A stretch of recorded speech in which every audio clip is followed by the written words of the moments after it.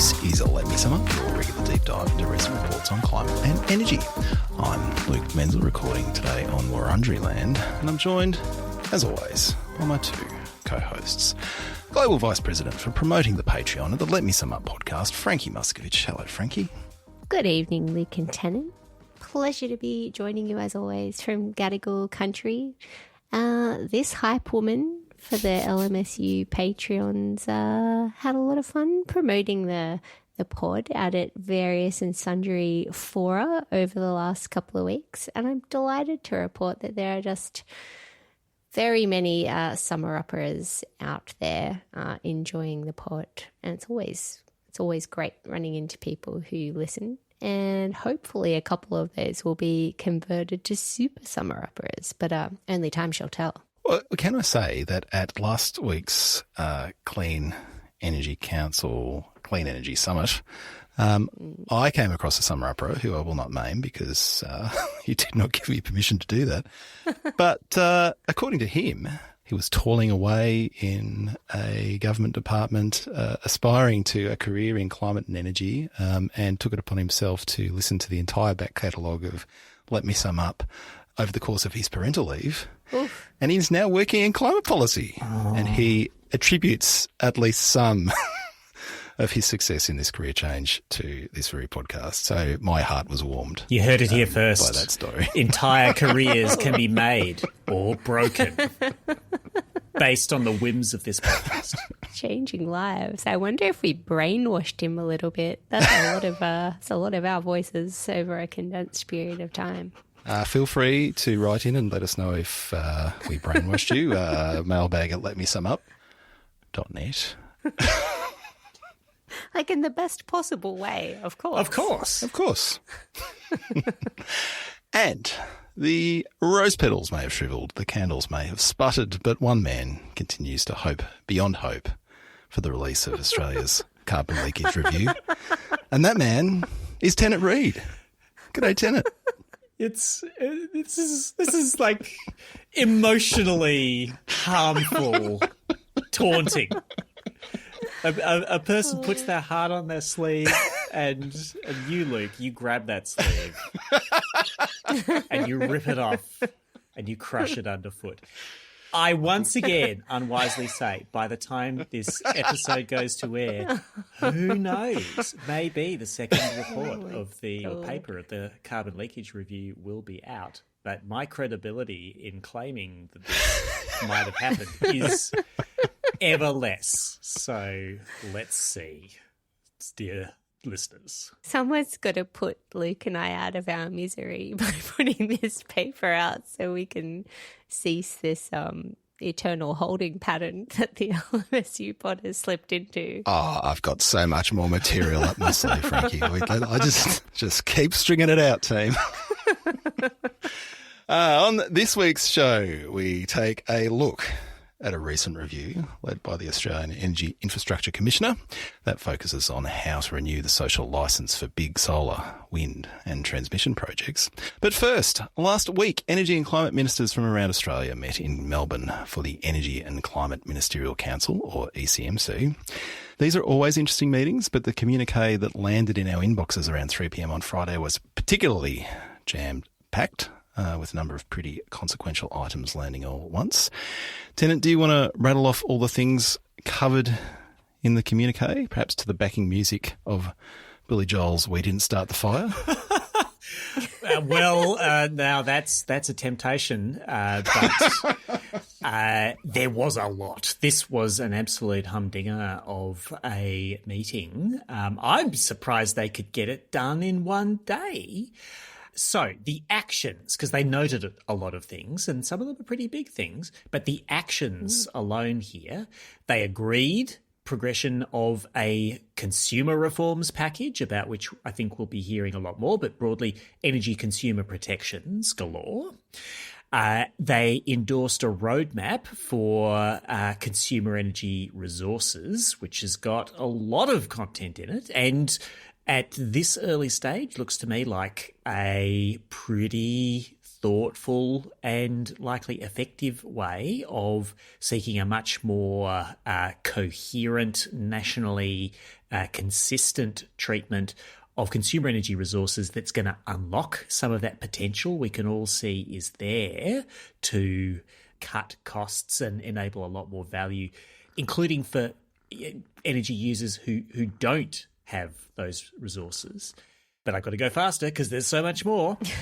Removing constraints on investment. They're endorsing the development of a national priority list for energy infrastructure and generation projects. They agreed a response to the community engagement review that we're going to talk about later on, plus guidelines for community engagement on transmission. They extended the interim value of emissions reduction to June 2026. This is the fairly big carbon value that incorporated, among other things, into the cost-benefit analysis for the latest integrated system plan that'll be hanging around for a bit longer. They agreed to a national statement of intent on regional and remote electric vehicle charging infrastructure and minimum standards for the operation of government-supported public charging. They approved a reform package for the greenhouse and energy minimum standards equipment energy efficiency system, and to expedite development of a minimum energy performance standard for hot water heat pump systems by at least 1 year faster than it would otherwise happen. And they roundly rejected every jurisdiction that had had a nuclear power plant proposed for it, said, "Oh, we don't want it." And the Commonwealth said so too. And they're they noted net zero sector plan progress, capacity investment scheme progress, future made in Australia progress, a forthcoming rewrite of the national hydrogen strategy, progress on the First Nations clean energy strategy, the Victorian energy transition plan, progress on the national electricity market settings review, national climate risk assessment and adaptation plan progress, the state of play on gas adequacy, scope 3 emissions in the Beetaloo, and progress on, I think, possibly fluffing the recommendations of the Pepper inquiry, and progress on building energy performance reforms and home energy ratings disclosure frameworks, plus disclosure of self-dealing. They quoted from a statement that I had been involved in wrangling by 18 organisations, including all of our day job employers, saying extremely banal things about how important some basic certainty in climate and energy policy and continuity and like not tearing everything up and starting from a blank sheet of paper, how positive that kind of stuff is, and how the integrated system plan is continues to evolve, but it's the best plan we've got. Like completely boring boilerplate, except that in the current state of the discourse, actually that stuff counts as somewhat controversial and political, except that it turns out just about everybody thinks that in the energy stakeholder space. Did I miss anything? I don't think so, except to reinforce the point you're just making there. I mean, the three of us and a lot of the people involved in, putting together that statement with you, Tennant, would agree that most of what was being said there is completely uncontroversial by the people talking about it. And yet out in kind of broader stakeholder land, it was very impactful, which I think speaks to an ongoing necessity for business and consumer groups and environment groups to really kind of call out where there's shared agreement and commitment about these things, because it's not always taken for granted, and we do need to restate the obvious sometimes. So hats off to you, Mr. Reid. That was a good effort. Well, I've done a lot of joint statements over the years, and there have been plenty that were much harder work than this, but had much less pickup in the discourse. So I think this was definitely the time for a restatement of the very broad common ground that exists in energy stakeholder land. Like there's a lot of commonality. There's everybody's got their own specific constituency to look out for, but I think there's a lot of agreement on the direction of travel and what's helpful and unhelpful for getting to where we collectively all need to go. Yes, and actually taking the time while that direction of travel is still contested to underline the facts and the climate science and the engineering and the economics and all those different elements that come together to inform the conclusions reached by those 15 or 16 organisations, I think is really important. And if we need to continue restating it over time to ensure that ultimately those facts are accepted across the debate, like, I guess that's what we need to do. But, you know, we have been here before in the sense that there has, at various points in the journey over the last 10 or 15 years, been a lot of solidarity out in stakeholder land on the direction of travel, and that hasn't always resulted in the outcome that we wanted. In all the previous turnings of the great wheel of time, when the world was shattered and all came to fiery ruin. Yeah. Yes, that's right. Does feel a little bit like Groundhog Day when these things come around. And yet the necessity remains. But there was so much in this meeting, and I know that was like a drive-by listicle summary of them, but there was there are a lot of very consequential things that you mentioned there, Tennant.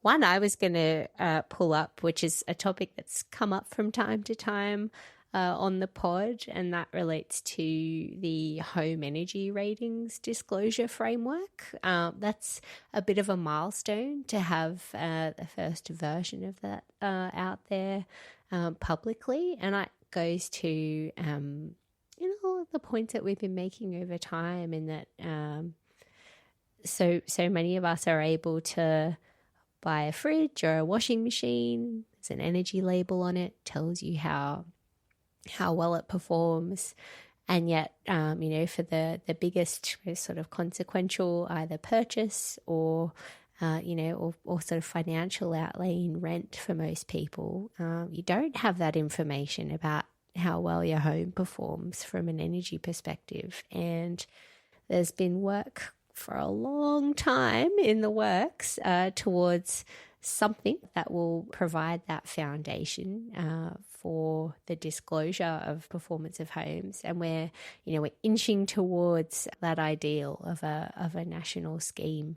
So sometime in the next couple of years, Summerupperer, you might be able to rent or buy a home, and it'll have an energy rating attached to it. So very exciting to see progress on that. And there's a lot more work still to do, but really good to see that called out in this meeting in a high profile way, because it is a really important bit of policy work. Yeah. So a couple of announcements in this communique that my organisation's been actively advocating on through various means. We're quite excited about the decision to accelerate the creation of a minimum energy performance standard for heat pump hot water systems. They exist for electric resistive, they exist for gas hot water systems. They don't exist for heat pump hot water systems, and they're really spiking in terms of adoption in the market. But the absence of minimum energy performance standards means you don't have that floor under them in terms of quality and performance. And not just is this important for confidence in the technology, continued acceleration of adoption of hot water systems, I think this is a recognition from energy ministers that the traditional process that we've gone through in the development of these sorts of standards, which is generally a very lengthy process because they want to take all of the various views of stakeholders into account as a multi-jurisdictional kind of decision-making process that is worked through, like a 3 to 5 year timeline on some of these emerging technologies to create a standard actually isn't equal to the task of helping us navigate through this transition. So I think this is significant, not just in the specific case of the hot water systems, but an important example of how with a bit of creative thinking, one can accelerate the process and hopefully get to an equally robust and acceptable outcome for all involved. Less excited, or half excited, I can put it that way, about the outcome on lighting. Because there's been a long-standing process which has been aimed at phasing out the remaining halogen lights on the market, as well as put in place a minimum energy performance standard for LEDs. The premise being, well, if you're a moving choice, you should make sure that the de facto choice moving forward for almost all consumers, which will be LEDs, should be of a reasonable quality. And the MEPS process is a way of ensuring that. The decision to phase out halogens went forward. The decision to put a MEPS in place for LEDs is languishing out somewhere in consultation land, and I don't really understand why. There's more work to do on that front. I'd say like a C when it comes to the lighting determination, A+ on heat pump hot water systems, but hopefully we get there on the LED front sooner rather than later. It's funny, isn't it? Because I kind of jumped to the right conclusion on heat pumps. Like, that is the future technology for hot water in Australian homes. And so you want to make sure that there's a baseline of quality of those, and they're big bits of kit as well. But the same rationale applies to LED lighting. Like, you can get crappy LEDs. We shouldn't have people paying more for their lighting than they need to. So it is a bit of a head scratcher, isn't it? No brainer, that one. I think industry views count for a lot here, and there's been a lot of heat pump hot water system providers, not all of them, but like an awful lot, saying, we do need urgently a minimum energy performance standard. Let's get in there and make it happen. I have seen a lot of standards processes in which suppliers raise a lot of very understandable issues around, we've got a lot of stock and we don't want changes to be introduced in like too rapid a way that mean that we get stuck with a bunch of units we can't move. So far, that has not been the approach to this one. If the acceleration approaches the limits of what is achievable without companies winding up with unsellable stock, that consensus for speed may fracture. I think it's absolutely the case that there has been a really different approach taken by the hot water industry versus the lighting industry in these two cases. I'm hopeful that the collaborative approach that, I should say the EEC has been closely involved with and facilitated, one of my colleagues, Rachel Wilkinson, has done an incredible job working with the sector. Yay, Rachel. Indeed. Forge a pathway forward on a whole range of issues. A big roadmap released last week that goes to much of this, but MEPS was number one with a bullet in terms of recommendations on this front. I'm really hopeful that the trust that's been built in that process can continue. And my broad view that having a floor under quality, a reasonable floor, is no bad thing. And when it comes to lighting, I think it's pretty hard to say that this has been sprung on the industry. The Decision Regulatory Impact Statement was released over 6 years ago. Whoa there. Whoa. Let's not be hasty. Bit of tree bid there from you, Tennant. I like that.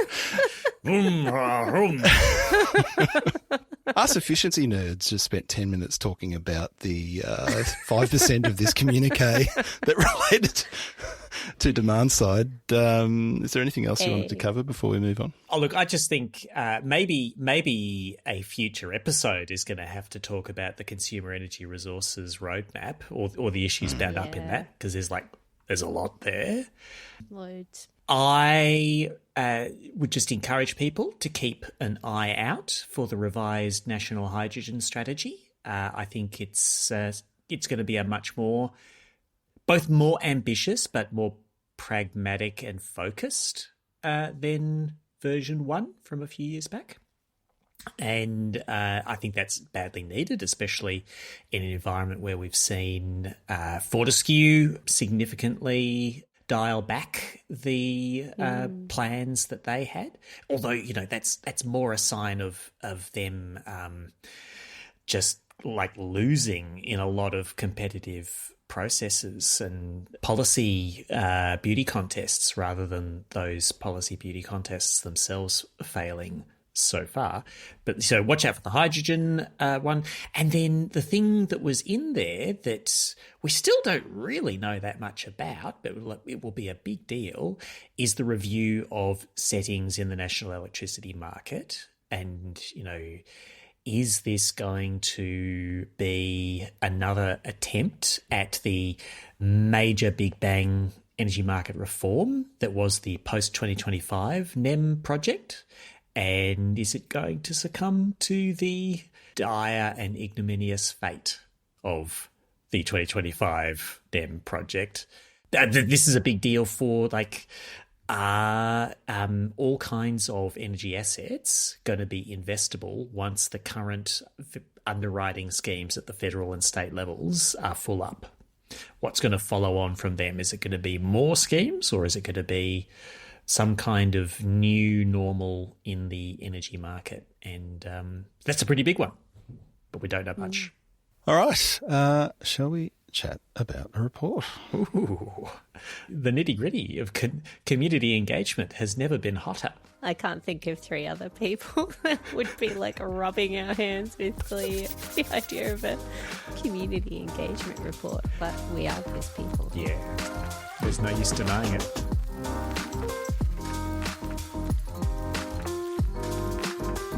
As ageing coal-fired power stations continue to close around the country, there is an imperative to replace all that capacity with a lot of large-scale wind and solar generation, as well as new transmission lines to plug it all in.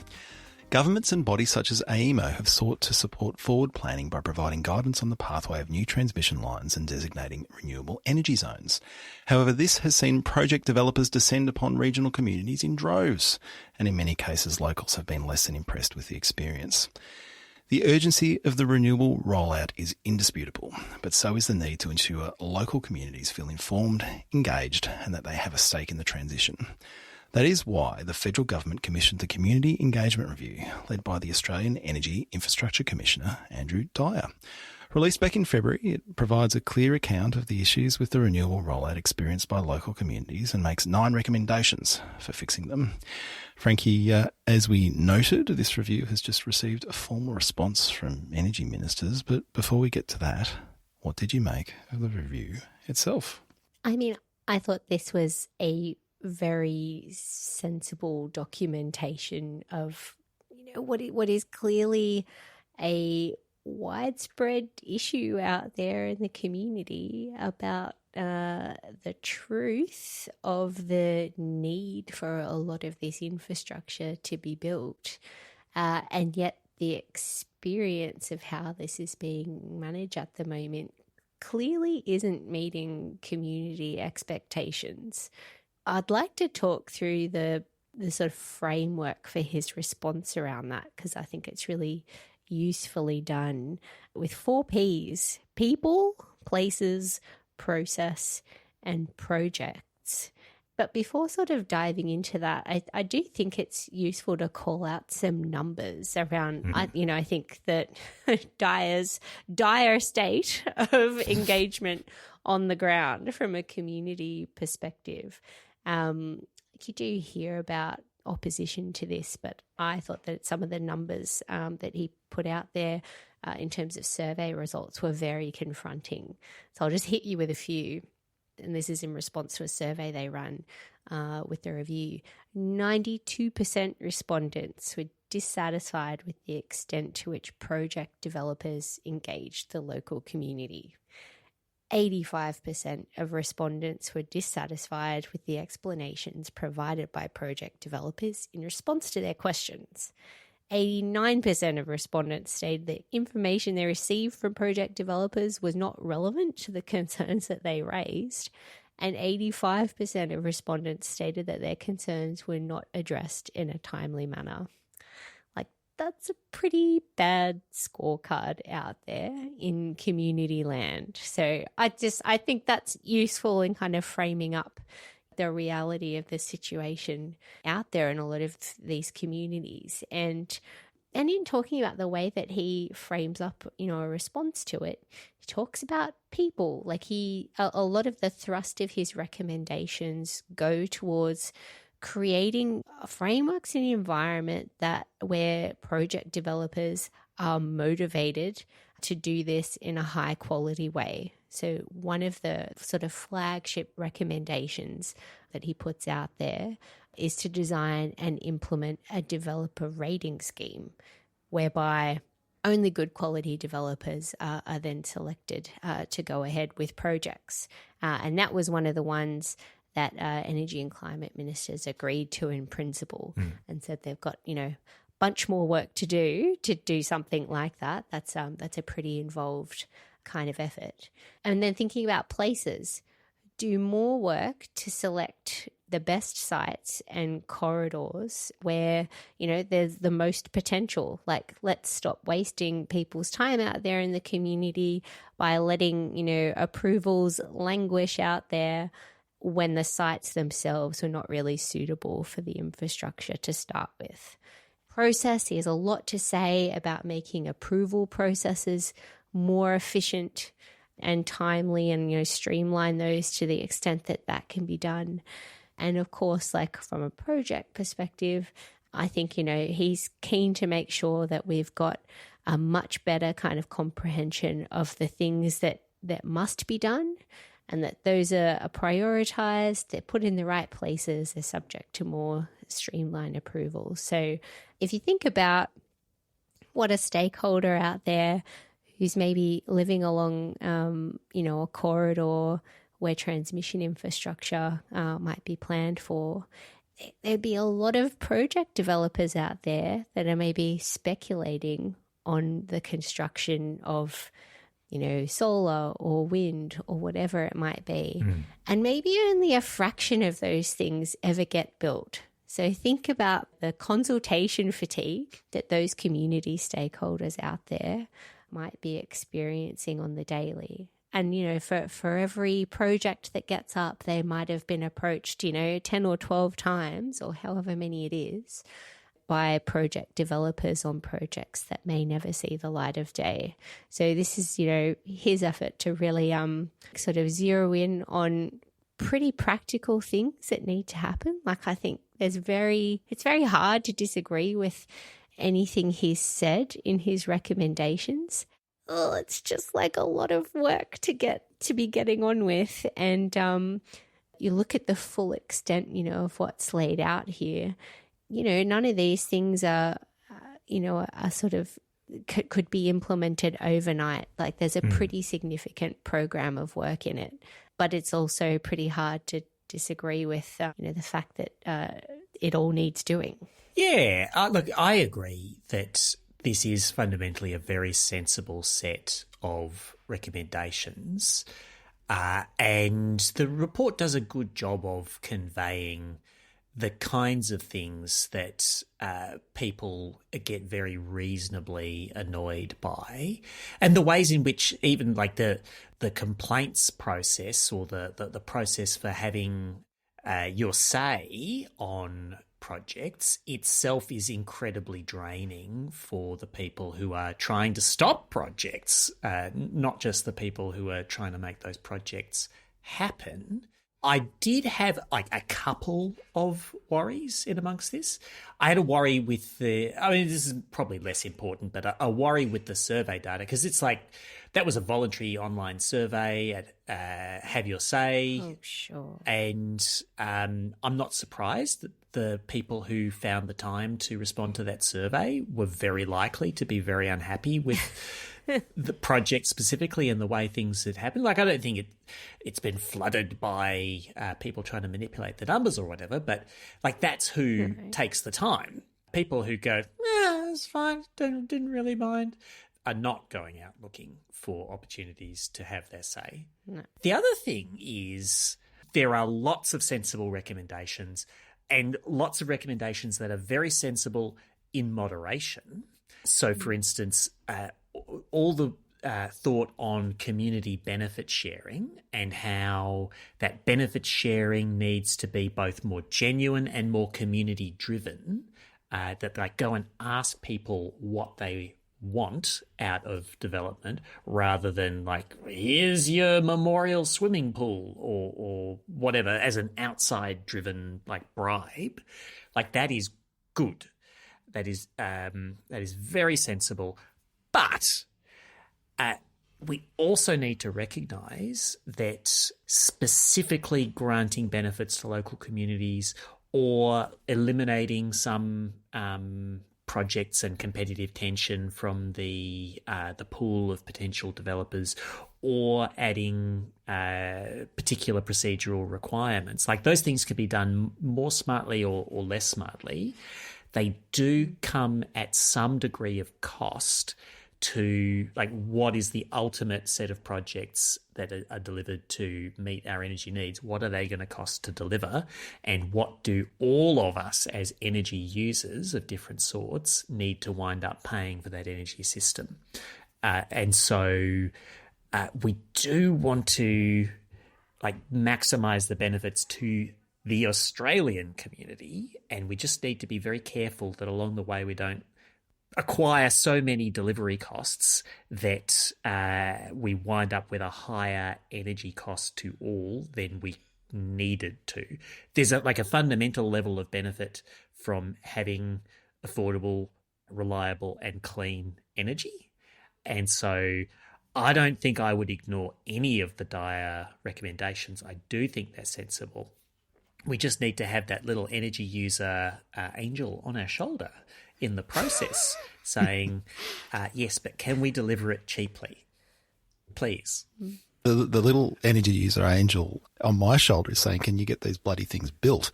And if it takes a few, if it takes a few, co-benefit community investment projects along the way, like, yes, I understand you need some guardrails around that, Tennant, but I think that's quite a hypothetical concern to be having in the current context, because the Scrooge McDuck money bin of baubles falling down on local communities so we can get all this stuff built in quick smart, that's not the situation we're facing. No. The situation we're facing is nothing bloody gets built. Yes. I agree with that. So we're so far up the other end of the spectrum that, yes, we should be thinking about, how to appropriately put some boundaries around some of these ideas. But I think, there's a long way to go in the other direction before we need to worry about that too much. Oh, that's an attitude that is more consistent with the achievement of what somebody recently called energy adequacy. And energy adequacy is very important. Having energy enough for our needs, very important. But if what we want is energy advantage, the ability to build new industries that are dependent on some of the cheapest electricity in the world being delivered in Australia, then we need to be very efficient in our processes and make sure that the pie exists before we sweat too much the details of dividing it. But I agree, our urgent challenge is to just keep the lights on, and projects that don't get built can't deliver that. And I also think there's an initial, I guess, transaction cost, obviously, with spinning all of this activity up. And it may be that there are more elaborate arrangements that are put in place with some of the initial communities that are sort of stepping over that threshold and going, yeah, we're gonna give this a go and we're going to work with you. And especially given that there is a trust deficit, you may need to go a bit further to meet them halfway. The hope would be that the industry can prove over time that it is a good faith actor. Ultimately, it's going to be through demonstration of good faith that the community rebuilds trust in the sector, and over time, perhaps there's less need for some of those really significant investments in community co-benefits, or it recalibrates or rebalances itself because the communities have actually see facts on the ground of other communities that are actually benefiting from some of these projects over the long term.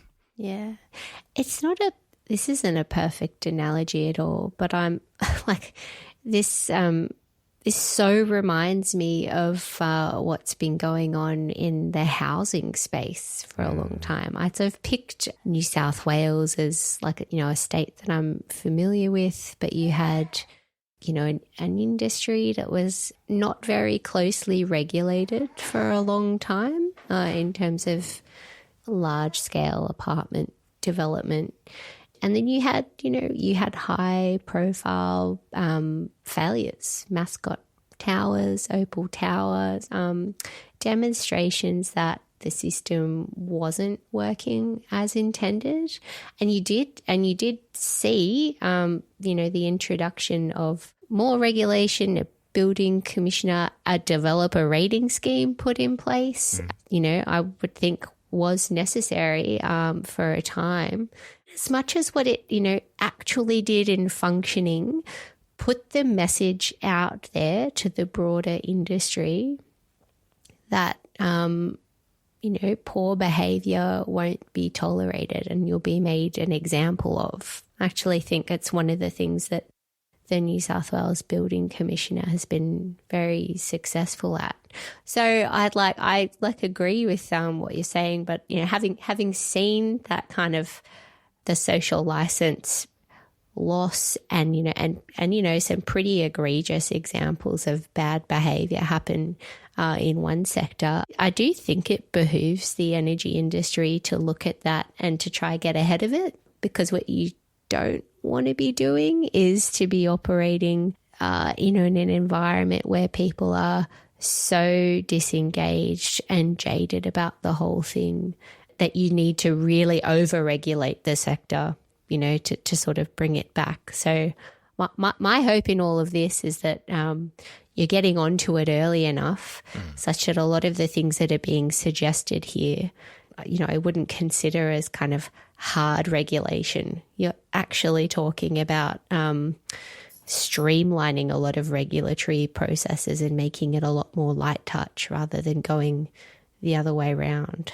Mm-hmm. So anyway, I've for mine, I felt like the balance was kind of about right. There's a sort of there's a pattern in these recommendations of foregrounding the drivers of the complaints and dissatisfaction that people have got, proposing a reasonable way of accommodating or reflecting those concerns that people have got, and then with less emphasis but maybe more equal impact, just sort of limiting the response to those reasonable steps and otherwise streamlining things.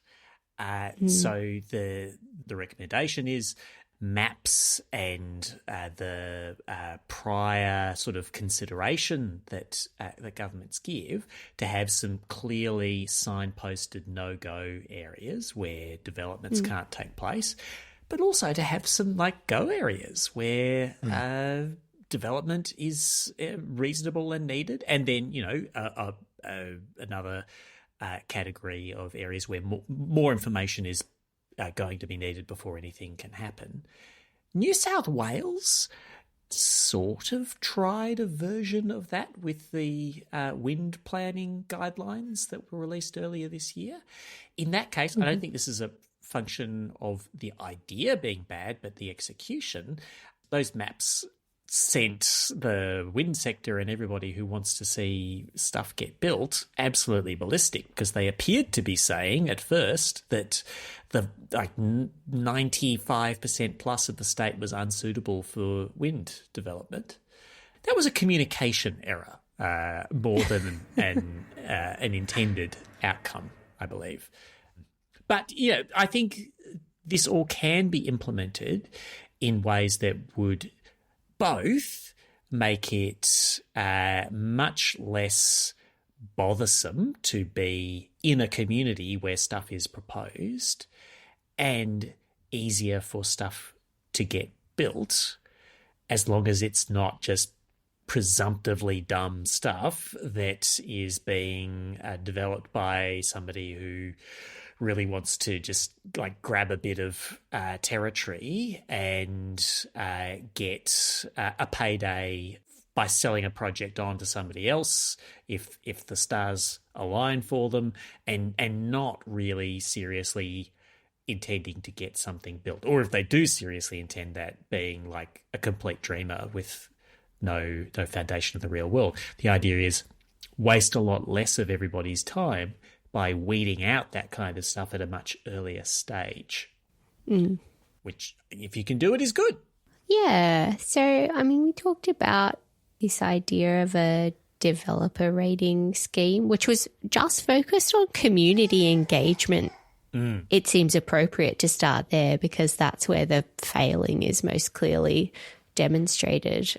But, ratings of that nature can apply more broadly over the operation of companies that goes to their financial solvency. And then with sites, you've talked about putting maps and doing go and no-go areas. Importantly, they're aligning that to EPBC Act reforms federally as well, which there is some intent to do the same thing to identify nationally environmentally significant areas, go and no-go zones that could be identified as priorities for particular kinds of development, and housing and energy infrastructure is definitely in that mix.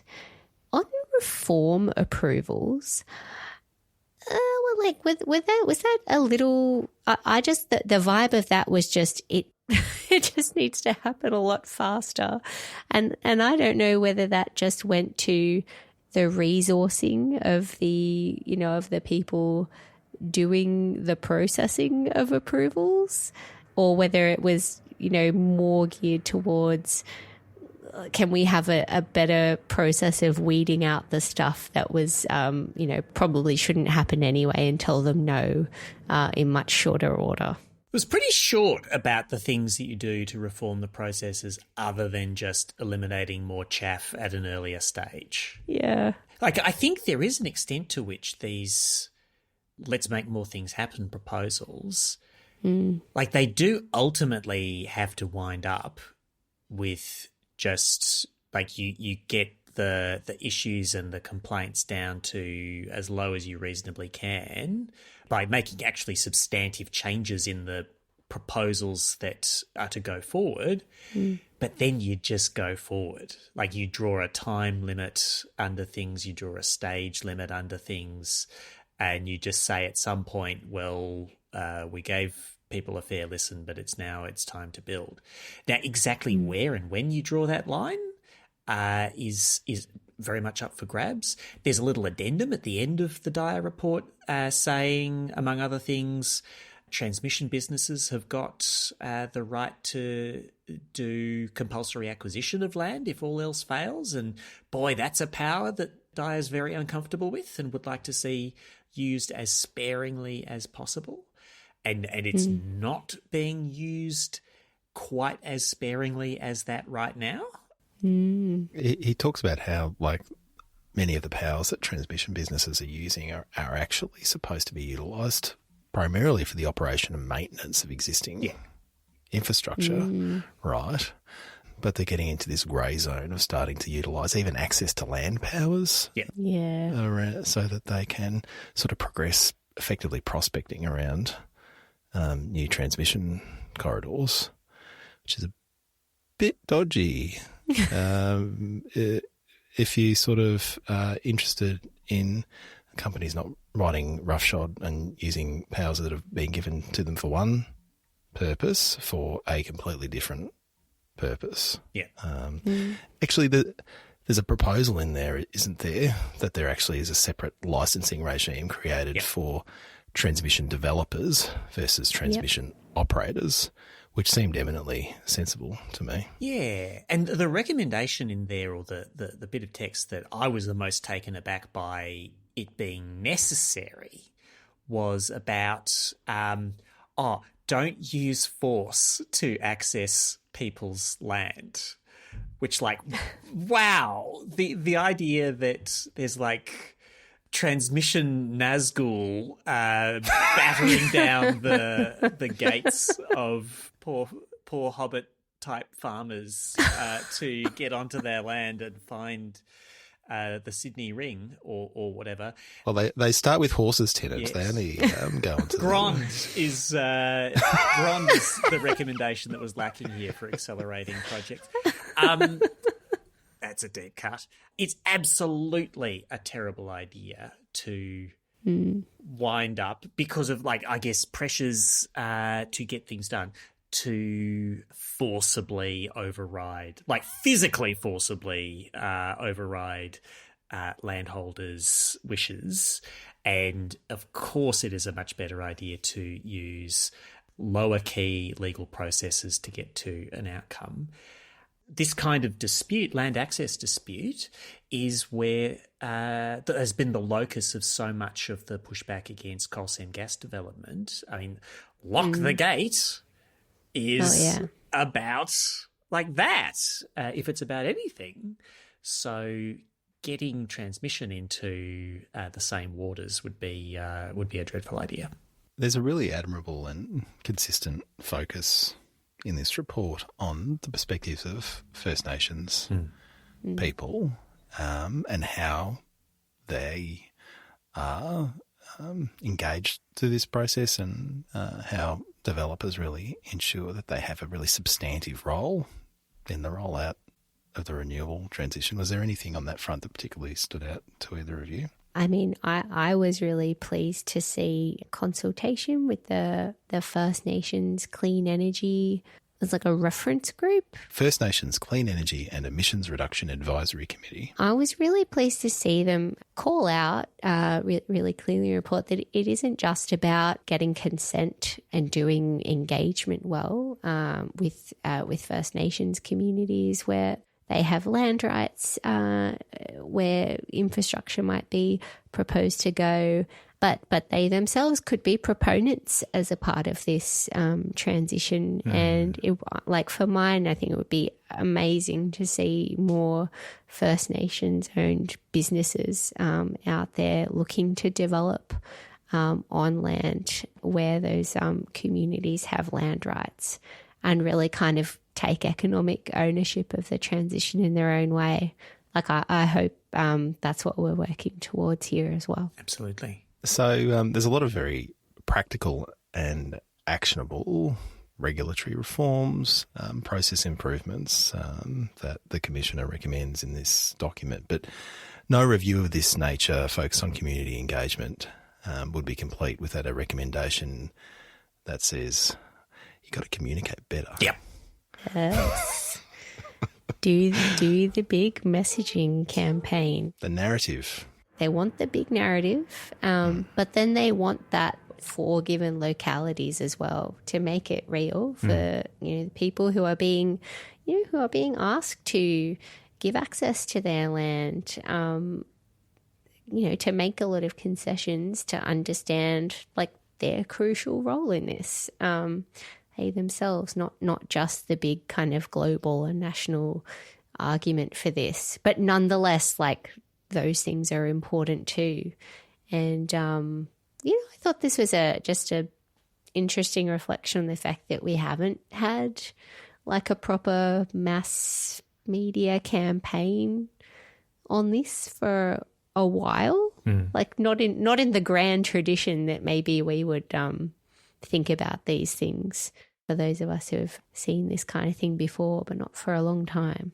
Yeah, and one of the key messages that they want what they want to be emphasised in that campaign is not targets for energy or emissions, not about international commitments or national goals or whatever. They want messages about the urgent and practical need for energy infrastructure to get built to provide services and benefits to the community and to industry and to more concrete stuff than those abstract appeals, which I think is a good idea because, we bloody do need urgently a bunch of stuff to get built so that the lights can stay on and energy prices don't get driven sky high by super short supply or an over-dependence on gas to make ends meet.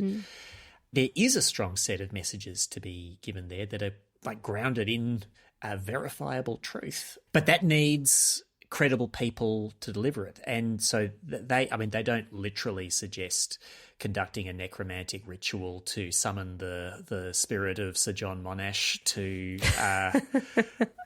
spearhead this campaign. They do name check him, though. They do. They want modern Sir John Monashes. And do you have any suggestions as to who might be well placed to spearhead this kind of campaign? The obvious one out there is the newly appointed chair of the Climate Change Authority, Matt Keane, who's I think already been doing that a little bit as it relates to their role for nuclear or not, as the case may be.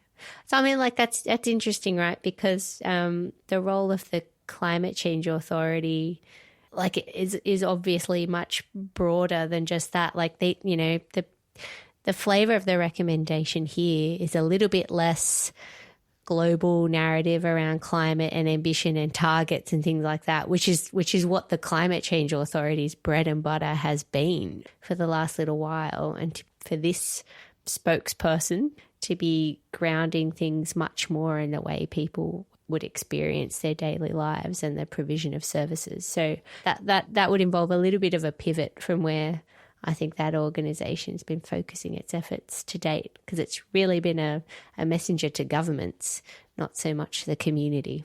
Having just interviewed Matt Keane on my other podcast, First Fuel, I can report within the first 3 or 4 minutes of the pod, he expresses an aspiration to be Australia's climate champion. There you go. And we talk a little bit about how previous CCA chairs have kept a pretty low profile.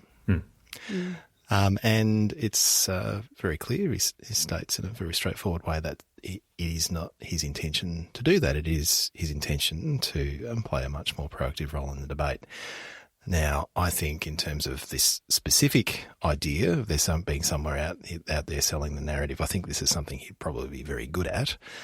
And potentially, as someone with a background towards the right of politics, that might actually be helpful in terms of connecting with some of the communities that we're talking about. That would be quite a lot of work. Yes. To take that on. Yes, it would. And so he might want to have a chat with his new boss, Chris Bowen, if that's something that he wants to be resourced, because I don't know that's currently within the job description. But I'm attracted to the idea, and I'm attracted to the idea that what Andrew Dyer is driving at is the idea that it's going to be much more powerful for people to have a sense that they are participating in a collective effort on behalf of the nation in a very practical and pragmatic way, and that is something that they can take pride in. So over and above the kind of quid pro quo of, it's having these impacts and we're getting these benefits, this is actually something which is making a contribution to the nation. And if that's a flag that we can all rally around, both create an environment where those communities can take pride in that, and we are giving them respect. Those of us that don't live in those communities, I think that could be a really powerful dynamic. It's worth a try. Shall we just run through the responses from the Energy and Climate Ministers Council, because they did respond to this review last Friday, and the TLDR is it's all good. Agreed or agreed in principle. Yeah. There's a little bit of variation in the texts the degree to which they seem to be actually agreeing with what Andrew Dyer is saying, or, focusing in on one little bit of it. But as you say, Frankie, top level, all good. Yeah. Sorry, I didn't have that open, so I could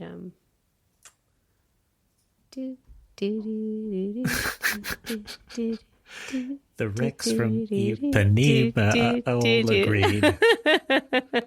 So, they're all either agreed in principle or agree straight out.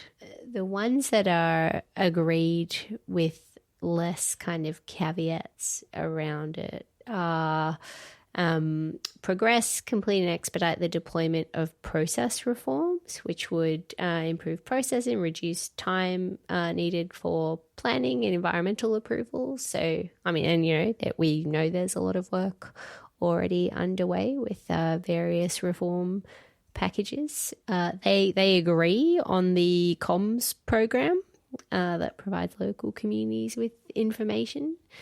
Other straight out agrees provide a whole of government approach to identify, cultivate and generate tangible economic and investment attraction opportunities. So this is really around the community benefits framed towards businesses. Although in the text for that agree, it's almost entirely focused on the First Nations element of that. It does not really talk to any of the other ideas that the Commissioner puts forward for kind of proactive community collaboration around co-benefits and the like. Yeah. No, you're right. More caveats around the independent body to design, develop and implement and operate a developer rating scheme.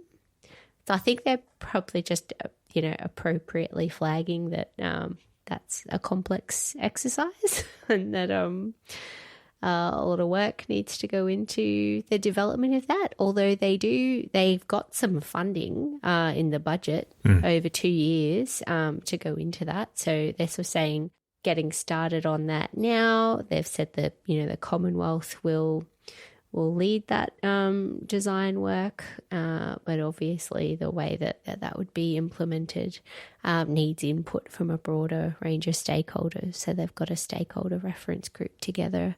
And the other ones that were agree in principle were around the government's agreed to continue deployment of programs to better control development of new generation and transmission projects, and states and territories support and expedite sourcing information necessarily for contemporary land use planning, as well as, we skipped over this, the recommendation around establishing a new ombudsman function, largely within or sort of adding to the scope of existing ombudsman. Expanding the scope of existing energy and water ombudsman at the state level for the most part. And then also implementing appropriate cross-jurisdiction oversight governance arrangements that should be in place for transition projects of national significance. I think in the space of 3 paragraphs, he creates 3 committees at one point in this report. Lots good of on committees. Him. Yeah. We do have a shortage. So there's a lot of respects in which, the underlying recommendations often say, and states or the feds are doing some relevant things already, and we're delighted to see that and strength to your arm. And the states and the Commonwealth have said, in accepting a lot of these, and we're doing some of these things already, and aren't we great?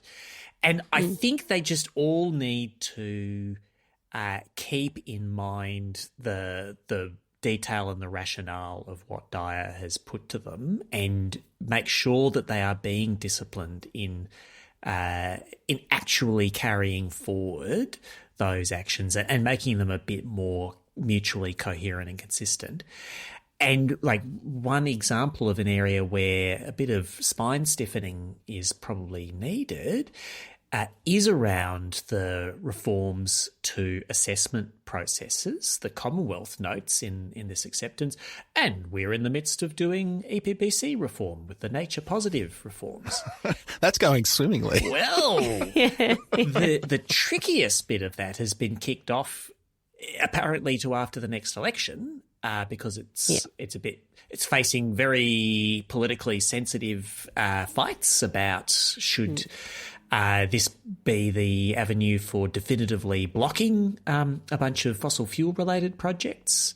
And it seems like a bit of a political calculus nightmare, but that's the place to do streamlining, not just throw more money at making the existing process work, which is important and has been done in the recent budget, but to actually make the underlying process more workable is a pretty good idea. And so sooner or later, the government of the day is going to have to come back to that because the status quo is pretty hard to make work. I think that's my fear with these responses. Most of these problems are not going to be a shock to anyone that has been actively engaged in the sector from a policy or a commercial level. So this is it's being collected together and articulated in this report, and some sensible things have been proposed. And there's like, yeah, we already knew some of this stuff, so we're already doing some of it, and it's all good and it's heading in the right direction. And that might be true. I don't know. Like some of these areas, it's like, oh, there's all these various things happening at the state level, and it's hard to know the ambition or otherwise of the various efforts happening in different states right around the country when this is not my area. I mean, the trick is that this almost needs to be translated from a point-in-time report to an ongoing health check in all these areas to make sure that we are actually substantively shifting the dial and actually taking these communities with us on the journey. Because the longer this stuff festers, and particularly after there's been a review that looks into it and shines a spotlight on it, and you've had a statement saying, yes, the review is great, we're going to do all the things. Like, if it's still like about the same in a couple of years, you thought the communities were pissed off before. Yeah. They're going to be really pissed off then. So kind of that ongoing monitoring function from ECMC on this is going to be really, really critical, and having some sort of formal structure around that I think would be incredibly helpful. Have a jurisdiction rating scheme with Andrew Dyer armed with an online survey and a cattle prod.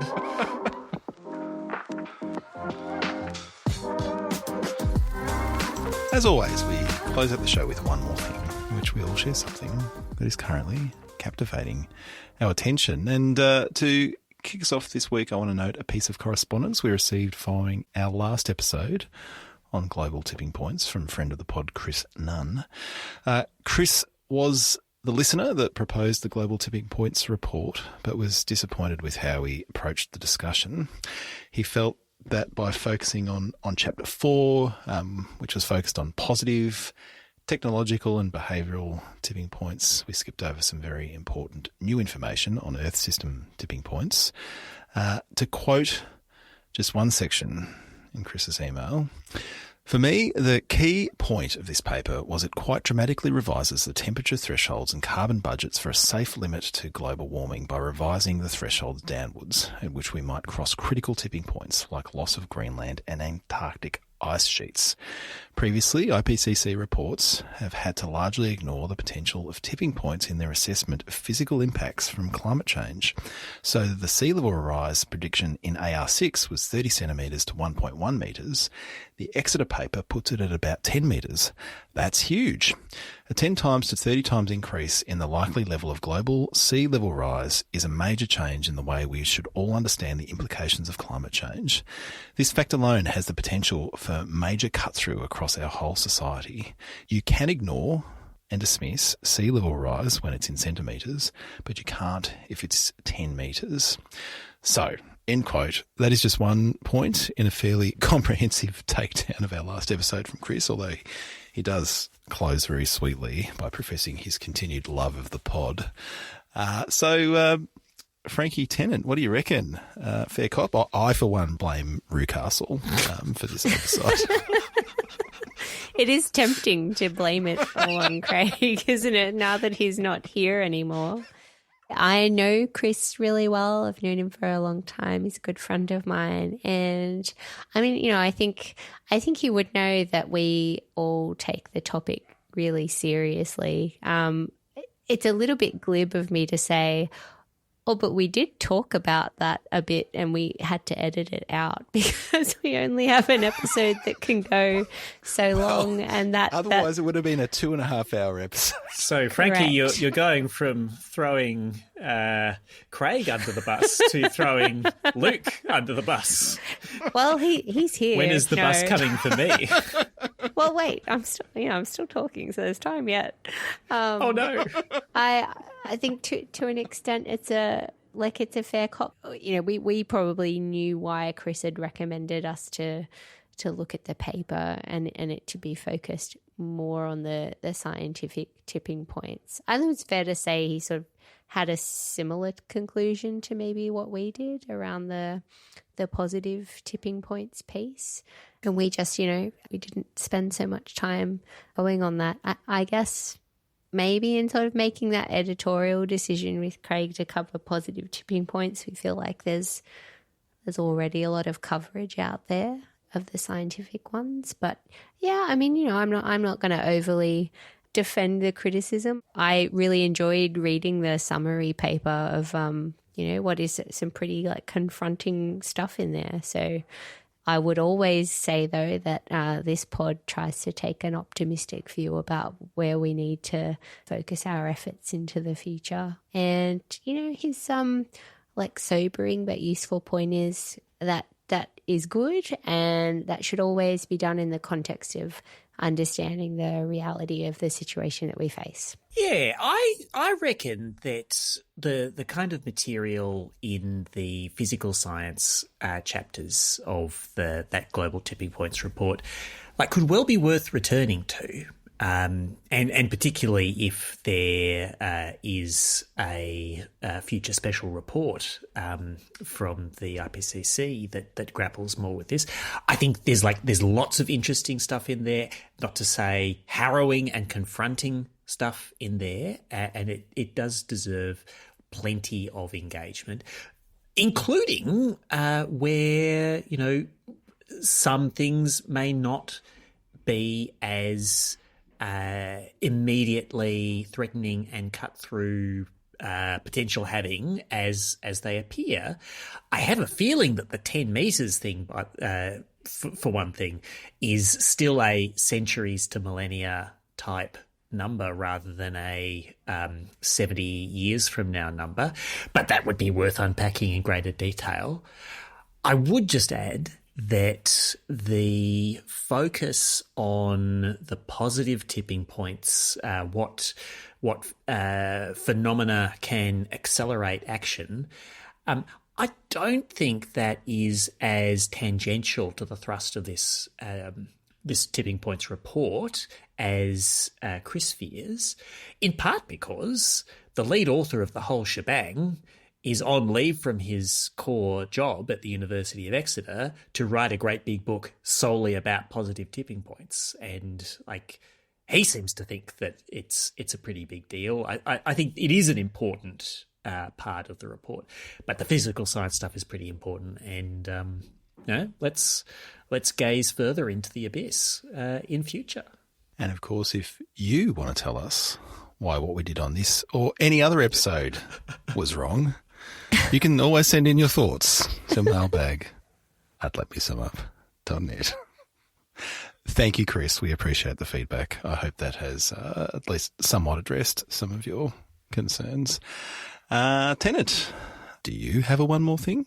I have one more things. What? Yes, I have a one that has nothing to do with climate or energy whatsoever, but it was so unusual and so fun that I wish to record that on a recent weekend I participated in a LARP, a live-action role-play involving a secret society meeting at the Hellenic Museum in Melbourne and commencing a journey into the ancient Greek underworld with actors prancing around portraying Hades and Persephone and Achilles and more, and all of us guests in our black tie trying to find ways to break curses and reunite parted lovers and any manner of things.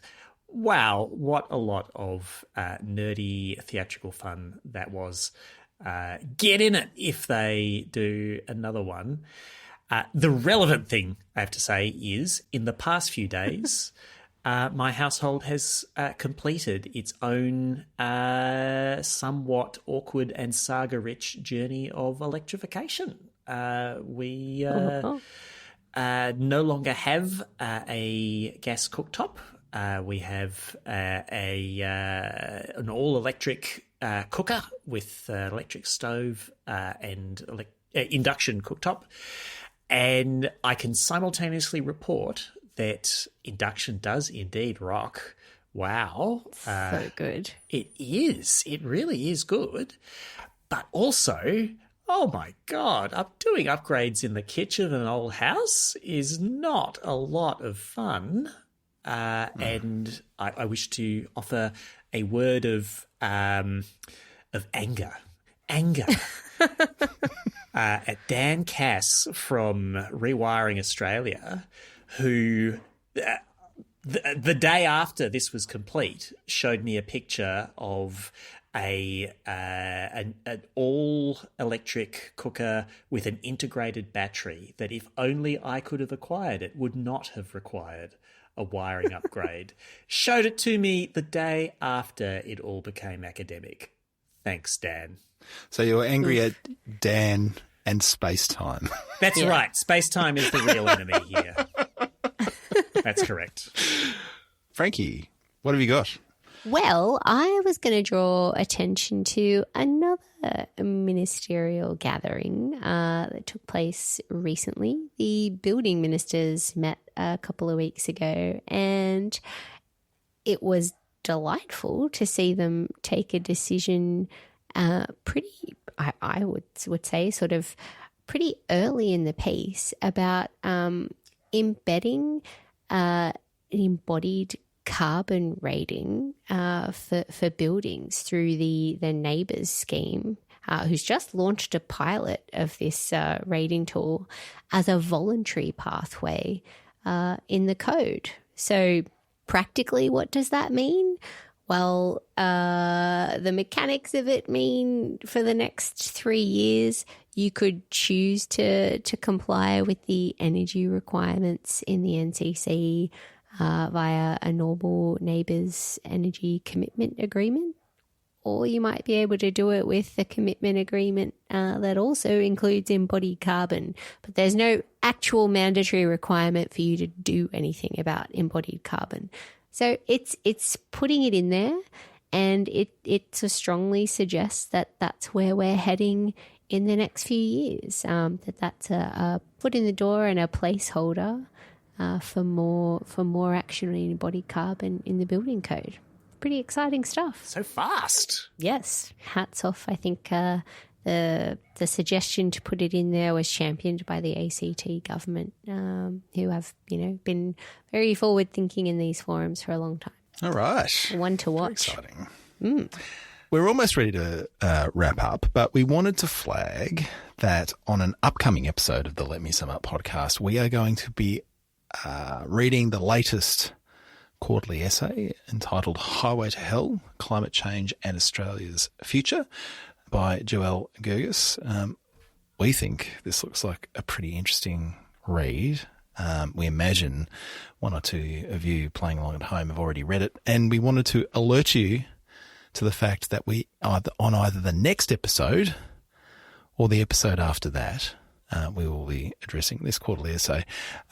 And which episode it is depends entirely upon the timing of the release of the aforementioned Carbon Leakage review. Yes. So you, Chris Bowen, have power over this podcast. Oh dear. If you want to put off us addressing this quarterly essay, you could release that bloody review. It would make Tennant very happy. So happy. Well, we could just keep stringing us along there. Either way, we're going to read into it now. So Indeed. Yeah. All right. Well, that is our show for today. As mentioned previously, if you have comments, questions, reports, or indeed critiques of the Let Me Sum Up podcast, you can, of course, send them in to mailbag@letmesumup.net. Frankie, we have a website. What's there? only every other non-paywall hidden episode we've ever recorded. I like how the caveats have increased over time as you've realised that it's actually not all at the website. No, I know. But you've given me this impossible task by introducing me every episode as Global VP for promoting the Patreon. And then you make me promote the website without all the BOCO on it. at the end. But that's cool. Our back catalogue of golden nuggets of insights. So many delectable delights to be found there. You can find them all at letmesumup.net. Tennant, if our listeners like what we're doing and want to support us to do more of it, where should they go? They should go to www.patreon.com/letmesumup, where they will find not just the chance to help keep this podcast going, but the rewards that come with that pitching into the communal effort, including the episodes, the bonus episodes that aren't to be found at the website What Frankie just promoted.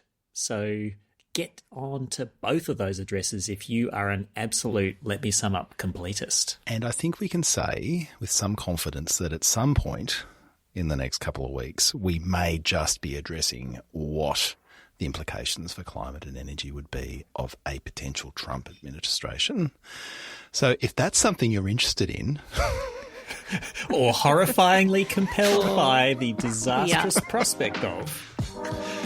Get in there early, subscribe, so that that analysis insight of that dark timeline can land in your feed at the earliest possible opportunity. But until then, for Frankie Muscovich and Tennant Reid, I'm Luke Menzel. Thanks for listening, and we will talk to you again soon. Way to go out on a high, Luke. Let's dangle the prospect of fully gazing into the abyss. It's like, don't worry, we're giving you plenty of time to go buy that bunker and stock it with tinned food. Look, either it's a good idea as Boko or it's not. It's a great if it's idea. going to repel people. No, it's like a car crash. You can't look away. No, you really can't.